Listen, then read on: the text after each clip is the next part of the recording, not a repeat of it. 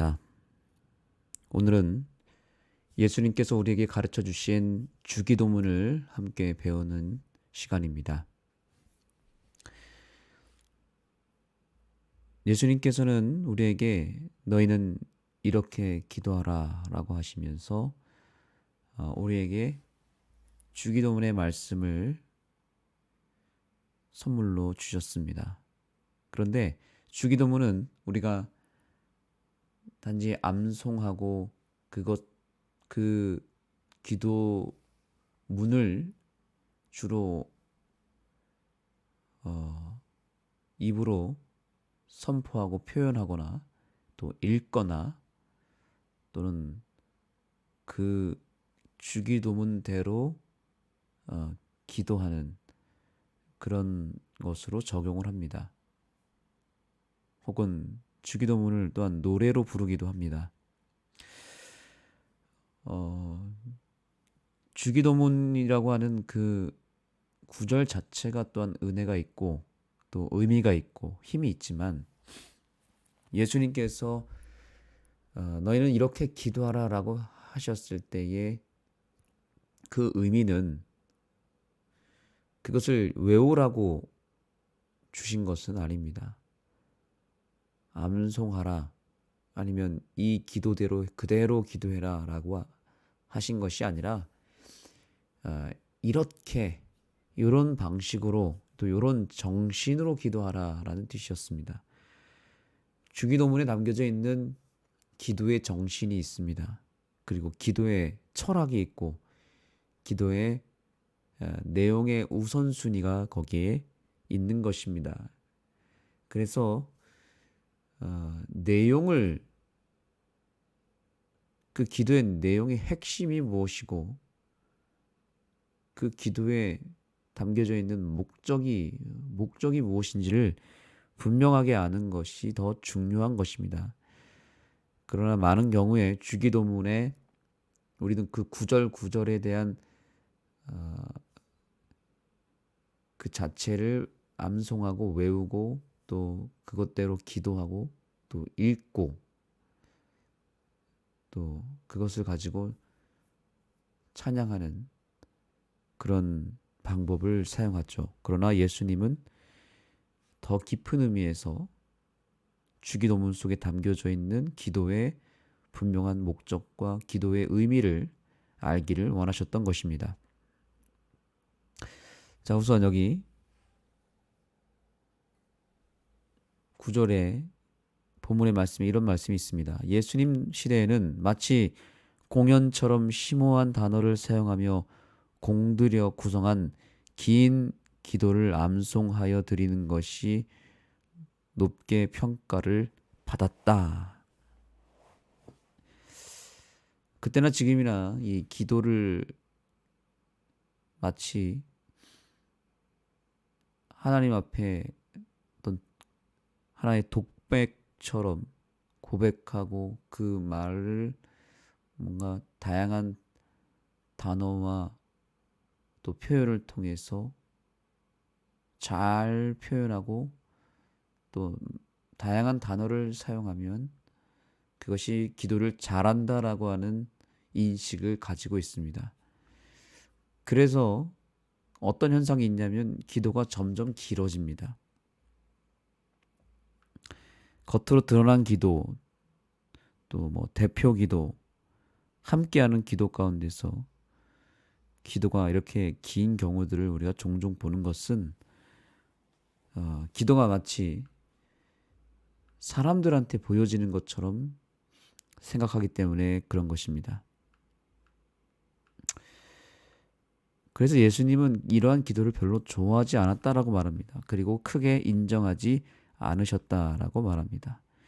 왜냐하면 긴 기도 나쁘지 않죠. 긴 기도가 좋은 것입니다. 그런데 그것도 어떤 기도로 기도하느냐가 더 중요한 것입니다.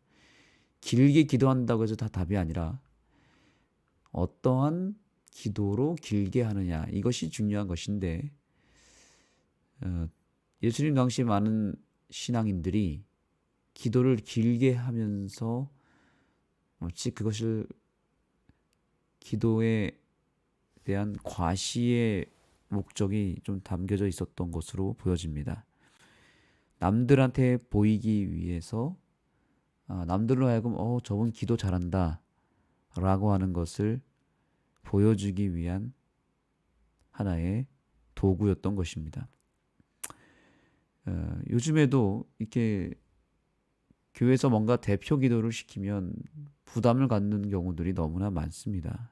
그래서 기도는 마치 준비된 사람만 대표 기도를 할 수 있고 단에 올라갈 수 있는 것으로만 생각합니다. 여기서 말하는 준비란 바로 이런 준비죠. 마치 공연처럼 심오한 단어를 사용하며 또 아름답고 멋진 단어와 표현을 사용해서 기도를 함께 할 때 뭔가 사람들로 하여금 은혜를 주고 감동을 줄 수 있는 그런 기도여야만 한다고 생각합니다.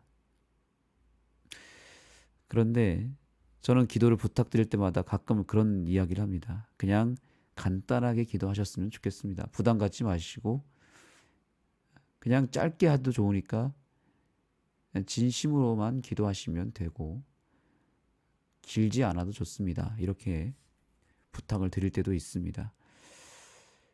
우리가 드리는 대표 기도도 물론 잘 준비는 해야 되겠지만 그렇다고 해서 무조건 길 필요가 없습니다. 그리고 어떤 표현이나 단어를 잘 섞는 것도 구성하는 것도 중요하지만 그것을 너무 과하게 표현하는 것 또한 예수님이 그렇게 인정하지는 않을 수 있다라는 것입니다. 이유가 있습니다. 그것은 겉으로 드러난 행위이기 때문에 그런 것입니다. 예수님이 보고자 하는 것은 진심을 보기를 원하시는 거예요. 그래서 주기도문을 통해서 예수님은 기도의 진정한 의미를 알려주셨습니다. 우리가 개인 기도를 하든지 대표 기도를 하든지 혹은 중보 기도를 하든지 함께 기도를 하든지 어떤 기도를 하든지 간에 예수님께서 오늘 알려주신 이 기도를 우리가 꼭 드렸으면 좋겠습니다. 그래서 우리의 기도 속에 기본적인 틀이 주기도문으로 구성이 되는 것이 오늘 교과의 목적입니다. 자, 제자들이 예수님에게 기도하는 방법을 알려달라고 그랬을 때 주기도문이라는 것이 2000년 전에 이 지구상에 선포가 되었고 소개가 되었습니다. 이 지구 역사상 가장 위대한 기도가 예수님을 통해서 나왔습니다. 제자들이 그 기도를 듣고 완전히 깜짝 놀랐고 그들이 생각했던 것보다 훨씬 더 깊은 의미가 있음을 깨달았다라고 말합니다. 완전히 다른 차원의 기도였습니다. 우리는 바로 이 이유 때문에 예수님의 기도를 배워야 하는 것입니다. 완전히 다른 차원의 기도.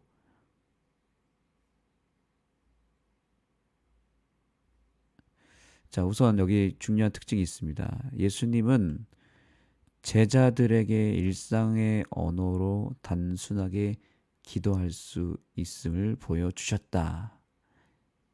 예수님께서는 기도는 진실하고 마음에서 우러나와야 한다고 하셨고 그분은 오늘날 우리에게도 말씀하신다. 주기도문의 핵심은 바로 이것입니다. 마음에서 우러나오는 기도여야 한다는 것이고 주기도문은 바로 예수님의 진정한 하나님을 향한 마음이었습니다. 그리고 그 단어가 절대로 어렵지 않았고 매우 단순하고 또 아주 구체적이고 일상의 언어를 사용했다. 그러니까 여러 가지 미사 여구를 덕지덕지 붙일 필요가 없이 그냥 내가 친구한테 말하듯이 내가 가족들과 이야기할 때 편안하게 말하듯이 그 일상의 언어를 그냥 쓰라는 것입니다. 언어의 어떤 종류와 다양한 어떤 표현이 중요한 것이 아니라 기도의 내용이 중요하기 때문에 그 언어의 표현은 정말 원하는 대로 편안하게 써도 전혀 문제가 되지 않는다는 것입니다. 자, 그렇다면 우리는 이 주기도문에 과연 어떠한 기도의 의미와 철학이 담겨져 있는지를 우리가 돌아볼 필요가 있겠죠. 자, 여기 좀 한번 보겠습니다. 마태복음 6장 9절의 말씀입니다. 자, 너희는 이렇게 기도하라. 자, 여기서부터 보겠습니다. 이제 하늘에 계신 우리 아버지여, 이름이 거룩히 여김을 받으시오며 나라가 임하옵시오며 뜻이 하늘에서 이루어진 것 같이 땅에서도 이루어지이다 라고 하면서 이렇게 문장 하나가 끝나죠. 이게 한 문장입니다.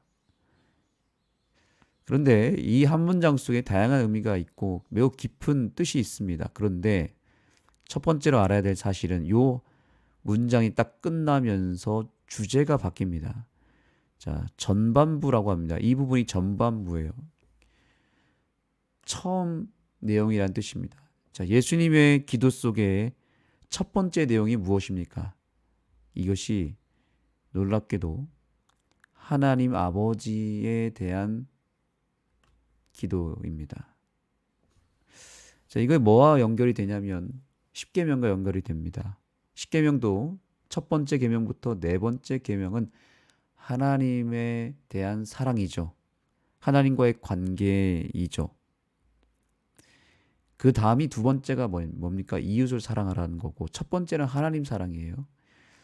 그래서 하나님과의 관계를 위해서 첫 번째가 율법을 통해서 주어졌던 것처럼 기도 속에도 첫 번째 내용이 무엇이냐면 하나님과의 관계입니다.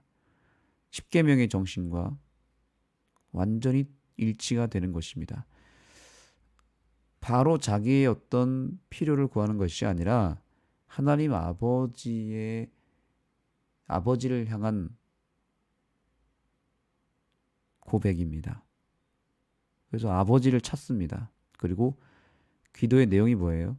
이름이 거룩히 여김을 받으시오며 나라가 임하시고 그 하나님의 나라와 하나님의 뜻을 위한 기도입니다. 보시죠. 뜻이 하늘에서 이루어진 것 같이 그 뜻이 땅에서도 이루어졌으면 좋겠습니다라는 정말 위대한 기도를 올리는 것입니다. 위대한 기도는 어떤 기도인가?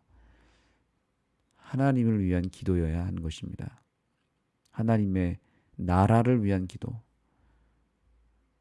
하나님의 나라는 두 가지 의미가 있습니다. 재림에 대한 의미가 있습니다. 재림을 사모하는 기도가 기도 속에 있어야 된다는 것이죠. 두 번째는 나라가 그 재림의 영광의 왕국이 임하려면 지금 이 땅에 은혜의 왕국이 임해야 되는데 그 은혜의 왕국은 우리의 선교를 통해서 이루어집니다. 복음을 전하는 것으로 이 은혜의 나라가 임합니다. 이 은혜의 나라가 땅끝까지 확장이 되고 그 은혜의 나라가 복음을 통해서 온 지구상에 퍼지게 될 때 드디어 영광의 왕국 예수님의 재림이 임하는 것이죠. 바로 이러한 내용이 기도 속에 분명히 들어가야 된다는 것입니다. 예수님의 기도에는 바로 이러한 하나님 아버지를 향한 존경과 인정과 충성과 그리고 하나님의 뜻에 대한 내용이 담겨져 있었다. 그래서 첫 번째 기도 내용의 핵심은 내가 아니라 하나님이어야 한다라는 것입니다. 자, 두 번째 후반부로 들어가 보겠습니다. 자, 오늘날 우리에게 일용할 양식을 주시옵고 우리가 우리에게 죄진 자를 사하여 준 것 같이 우리 죄를 사하여 주옵시고 우리를 시험에 들게 하지 마옵시며 다만 악에서 구하옵소서. 나라와 권세와 영광이 아버지께 영원히 있사옵나이다. 자, 두 번째 기도의 내용이 무엇입니까? 자, 여기서 이게 문장 하나가 끝나잖아요. 이제 우리에 대한 필요를 구합니다. 하나님에 대한 뜻을 구한 다음에는 그 다음에는 우리에 대한 필요인데 문제는 여기 주목해야 되는 단어가 있습니다. 우리라고 하는 단어입니다. 우리. 예수님의 기도에는 내가 없습니다. 나 자신에 대한 기도가 없습니다. 다 우리라고 하는 이타적인 용어가 쓰여집니다. 우리에게 양식을 주시고 우리에게 죄 지은 자를 사하여 준 것 같이 우리 죄를, 내 죄가 아니죠. 우리 죄를 사해 달라고 말합니다. 시험에 들게 하지 말고 악에서 구하여 달라는 말이 여기에 있어요. 그런데 이것도 우리를이라고 하는 단어가 먼저 쓰여집니다. 그러니까 여기에는 진짜 엄청난 우리 기도의 새로운 전환이 여기서 일어납니다. 우리의 기도 속에는 나라고 하는 이기적 목적이 있어서는 안 된다는 것입니다. 여기도 십계명의 정신이 그대로 연결이 되죠. 자, 십계명의 둘째가 무엇입니까? 둘째는 그와 같으니 내 이웃을 내 몸과 같이 사랑하라. 내 이웃입니다. 내가 아니라 남을 사랑하라는 거예요. 내 몸과 같이. 그래서 이웃이 한둘이 아니잖아요. 큰 공동체 안에 있고 모든 사람이 다 내 이웃이죠. 그렇기 때문에 우리라고 하는 단어가 이 기도 속에 있는 것입니다. 예수님의 기도의 두 번째 내용은 철저하게 남을 위한 이타적인 기도였고 그 안에 그저 내가 포함되었기 때문에 우리라고 하는 단어가 들어갔다. 적어도 우리가 주기도문을 가지고 내 기도를 컨설팅할 때에 한 가지를 가장 먼저 해야 되는데 가장 먼저 해야 될 것은 단어를 바꿔야 됩니다. 표현하는 단어. 어떻게 바꿔야 되는가? 우리라고 하는 단어를 반드시 써야 합니다. 예수님은 처음부터 우리를 썼습니다. 하늘에 계신 내 아버지여가 아니라 우리 아버지여입니다. 어쩌면 이 주기도문의 핵심을 표현하는 단어일 수 있습니다. 우리라고 하는 단어 속에는 결국 내 기도가 이기적인 목적으로 내 자신만을 위해서 그저 내 자신 또 내 가족만을 위해서만 한다는 그런 이기적인 기도는 하나님이 인정하지 않고 그 기도는 이방인의 기도라고 분명하게 규정하셨습니다.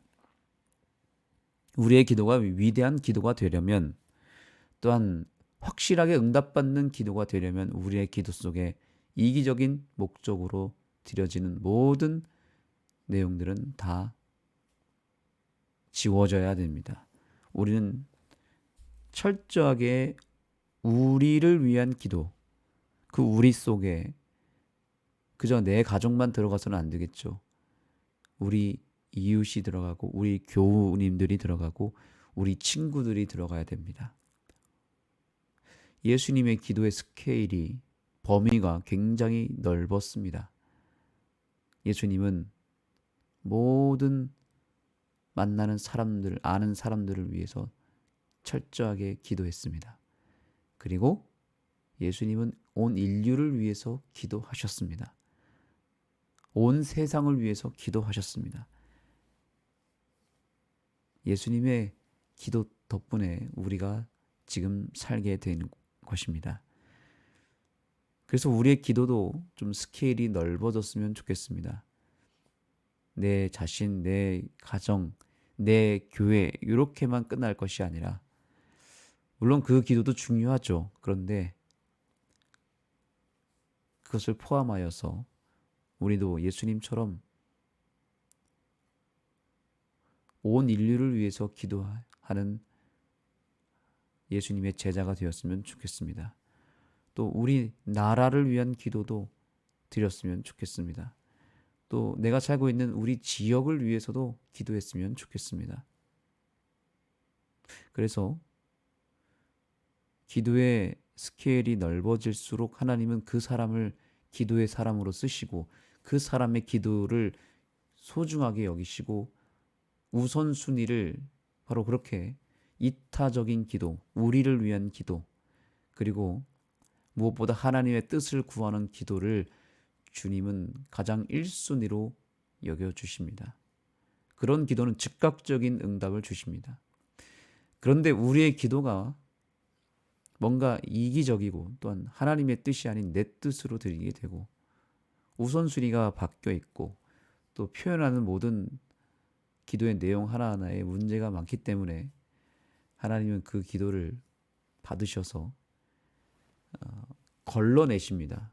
그것을 또한 다시 하나님의 뜻대로 이 주기도문의 정신대로 다시 조립을 해서 걸러내시고 조립하고 새롭게 만들어서 하나님 아버지께 우리의 기도를 올리십니다. 그 역할을 중간에서 하시는 분이 예수님이십니다. 우리의 기도를 잘 다듬어서 하나님한테 올리지 말아야 될 어떤 죄된 목적의 기도는 다 걸러내셔서 하나님 앞에 그 기도가 올려진다라고 하는 사실을 잊지 마시기 바랍니다. 그렇기 때문에 시간이 필요한 것입니다. 시간이 자꾸 걸리는 것입니다. 내가 드리는 기도의 내용이 여전히 이기적인 상태에서 응답이 주어지게 되면 그 응답을 통해서 내가 구원을 받고 내가 은혜를 받는 것이 아니라 오히려 내 인생이 망가질 수 있고 멸망으로 갈 수도 있기 때문에 하나님은 절대로 우리의 정신이 바뀌지 않는 이상 즉각적인 응답은 바로 시행하지는 않으십니다. 우리의 기도가 완전히 달라져야 됨을 우리는 다시 한번 주기도문을 통해서 배웠습니다. 결국 우리의 기도가 이기적인 기도가 아니라 이타적인 기도로 바뀌어야 된다라고 하는 것입니다. 십계명의 정신이 그대로 들어와야 된다는 것입니다. 하나님을 사랑하고 이웃을 내 몸과 같이 사랑하라. 그 내용이 주기도문으로 표현이 된 것일 뿐입니다. 교훈의 말씀을 읽어보겠습니다. 자, 교훈의 말씀.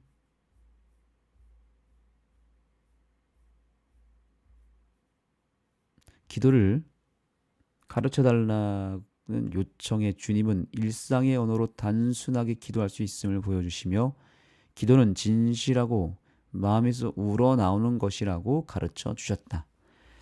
주기도문의 핵심은 바로 이것이다.